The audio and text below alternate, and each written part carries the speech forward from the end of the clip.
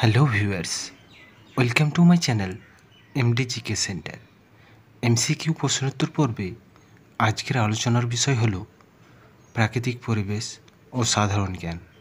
তো বন্ধুরা, চলুন শুরু করা যাক আজকের ভিডিওটি।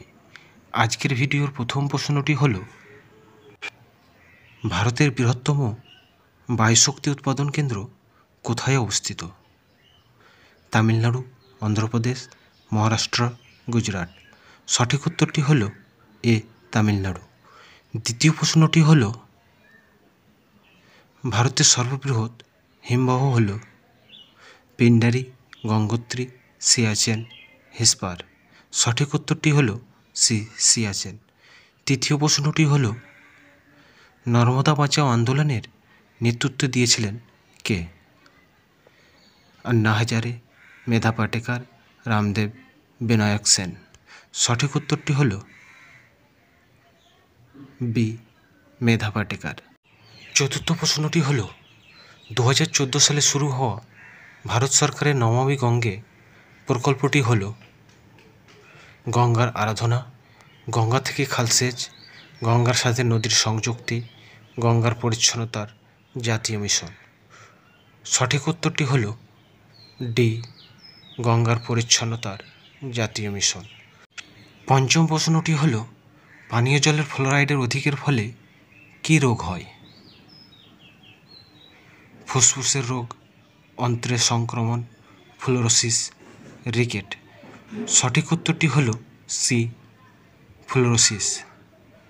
ষষ্ঠ প্রশ্নটি হল, শব্দ দূষণ হয় শব্দের মাত্রা যদি 70 থেকে 75 ডেসিবেলের বেশি হয়, 50 থেকে 60 ডেসিবেলের বেশি হয়, 80 থেকে 99 ডেসিবেলের বেশি হয়, 40 থেকে 65 ডেসিবেলের বেশি হয়। সঠিক উত্তরটি হল সি, 80 থেকে 99 ডেসিবেলের বেশি হয়। সপ্তম প্রশ্নটি হল, ভারতের সর্বপ্রথম কোন রাজ্যে সম্পূর্ণ জৈব পদ্ধতিতে চাষাবাদ করা হয়? উত্তরপ্রদেশ, গুজরাট, রাজস্থান, মধ্যপ্রদেশ। সঠিক উত্তরটি হল ডি, মধ্যপ্রদেশ। অষ্টম প্রশ্নটি হল, ভোপাল গ্যাস দুর্ঘটনায় যে ক্ষতিকারক গ্যাসটি বের হয়েছিল তার নাম কি? Phosgene, ammonia, carbylamine, hydrogen. সঠিক উত্তরটি হল কার্বাইল অ্যামাইন। নবম প্রশ্নটি হল, ওজোন স্তরের ক্ষয়ক্ষতির ফলে কোন রশ্মি ভূপৃষ্ঠে আপতিত হয়? ইনফ্রারেড, মাইক্রোওয়েভ, দৃশ্যমান আলোক, অতিবেগুনি রশ্মি।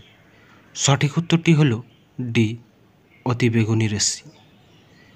10 নম্বর প্রশ্নটি হল, নিচের কোনটি ওজোন স্তরের ক্ষয়ক্ষতির জন্য দায়ী? কার্বন ডাইঅক্সাইড, ক্লোরোফ্লোরোকার্বন, অ্যামোনিয়া, উপরের কোনোটি নয়। সঠিক উত্তরটি হল B, chlorofluorocarbon.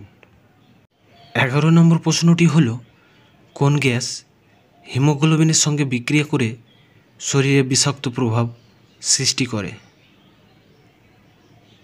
Carbon dioxide, sulphur dioxide, nitrogen dioxide, carbon monoxide. সঠিক উত্তরটি হল ডি, কার্বন মনোক্সাইড। 12 নম্বর প্রশ্নটি হল, বায়োগ্যাস ও প্রাকৃতিক গ্যাসের প্রধান উপাদান হল ইথেন, মিথেন, প্রোপেন, বিউটেন। সঠিক উত্তরটি হল বি, মিথেন।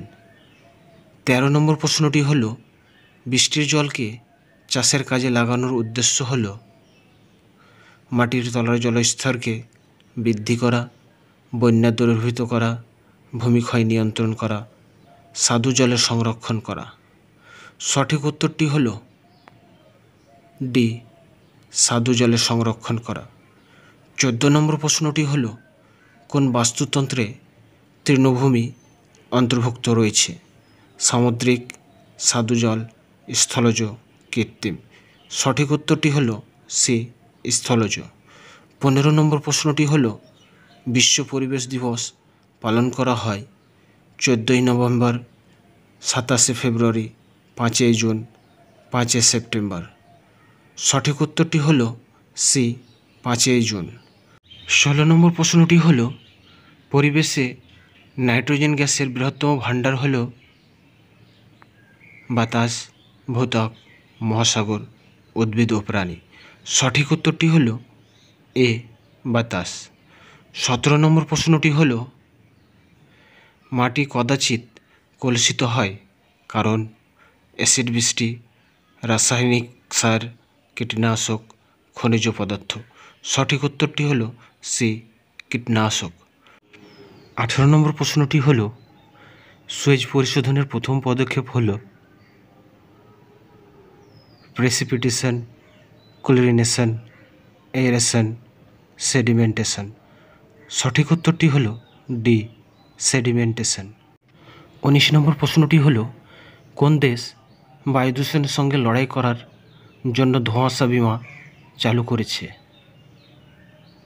আমেরিকা যুক্তরাষ্ট্র, ভারতবর্ষ, চীন, ইংল্যান্ড। সঠিক উত্তরটি হল সি চীন। 20 নম্বর প্রশ্নটি হল তেজস্ক্রিয় বর্জ্য পদার্থকে সমুদ্র ফেলার আগে তাকে একটি ছিদ্রবিহীন কী জাতীয় পাত্রের মধ্য দিয়ে পাঠানো হয়? কংক্রিট, কাঁচ, প্লাস্টিক, স্টিল। সঠিক উত্তরটি হল বি কাঁচ। 21 নম্বর প্রশ্নটি হল তাপবিদ্যুৎ কেন্দ্র থেকে নির্গত ক্ষতিকারক কঠিন বর্জ্য পদার্থ হল রেড মাড, ফ্লাই অ্যাশ, দানাদার স্ল্যাগ, ব্ল্যাক কার্বন। সঠিক উত্তরটি হল বি ফ্লাই অ্যাশ। 22 নম্বর প্রশ্নটি হল পানীয় জলে আর্সেনিকের অনুমোদনযোগ্য সীমা হল 5 ppm, 7.5 ppm, 10 ppm, 1.25 ppm। সঠিক উত্তরটি হল ডি 1.25 ppm। পরের প্রশ্নটি হল কোষের পরিব্যক্তি এবং ক্যান্সারের জন্য সম্ভাব্য দায়ী সর্বোচ্চ ক্ষতিকারক রশ্মিটি হল বিটা রশ্মি, আলফা রশ্মি, গামা রশ্মি, এক্স রশ্মি। সঠিক উত্তরটি হল সি গামা রশ্মি। 24 নম্বর প্রশ্নটি হল পৃথিবীর মেথর বলা হয় কাকে? ব্যাকটেরিয়া, ভাইরাস, শ্যাওলা, ছত্রাক।